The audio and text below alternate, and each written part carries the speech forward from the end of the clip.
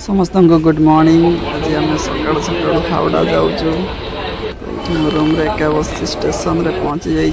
Train time है 6:10 या 15 पाखापाखि छाड़ फाइनाली हावड़ा पहुँची जाइए। हावड़ार 17 या 18 नंबर स्टेशन यहाँ पछ साइड कारण आगुआड़े आम जाइन पचर ही अच्छु।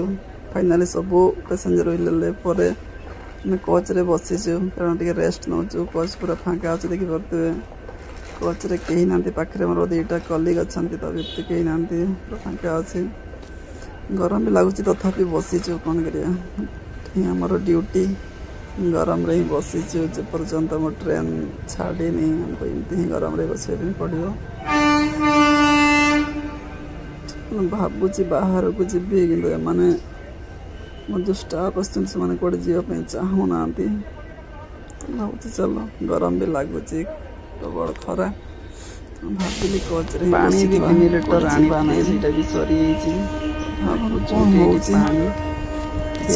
बोतल तो अच्छी 2.5 लिटर वाला दीटा कौन करूँ। कोच रे बसला मत पचर साउंड आस किए आसूसी गुड़ा कारण कोच रे मुझे एका थी से डर लगे पछक देखिली।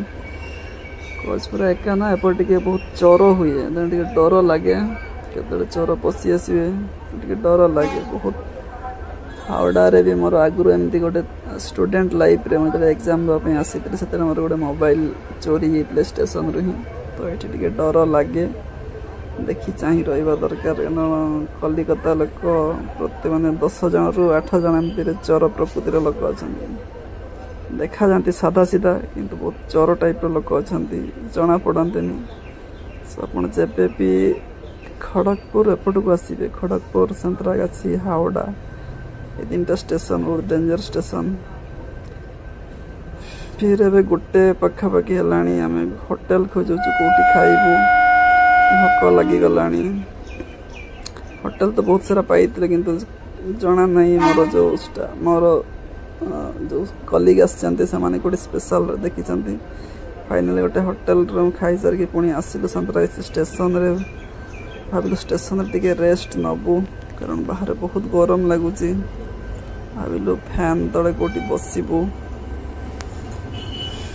फैन मिलला किंतु गोटे बसवाई गोटे जगह ना तेना भाविलु गोटे गछ मूल ही बसबू पुणी से सीधा आसीगलु स्टेशन रे चली चली आगे आगे चली जाते मोर जड़े 2 जन सहकर्मी गछ मूल बस सारा गोटे स्प्राइट पीलु देन आसीगलु आमर ट्रेन रे चढ़ीगलु कारण बोतल गोटे जगार लुचेक रखी से मो बैग रे रखापी जाऊँगी।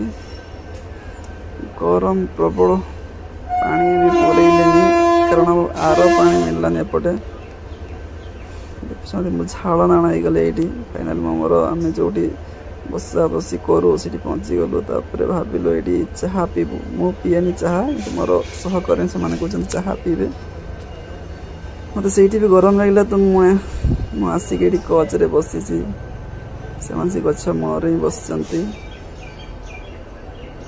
बाहर बहुत गरम पवन टिके भी दौन ना से बहुत गरम लगे मुझे आसिक कोच रे बसी बाय बाय।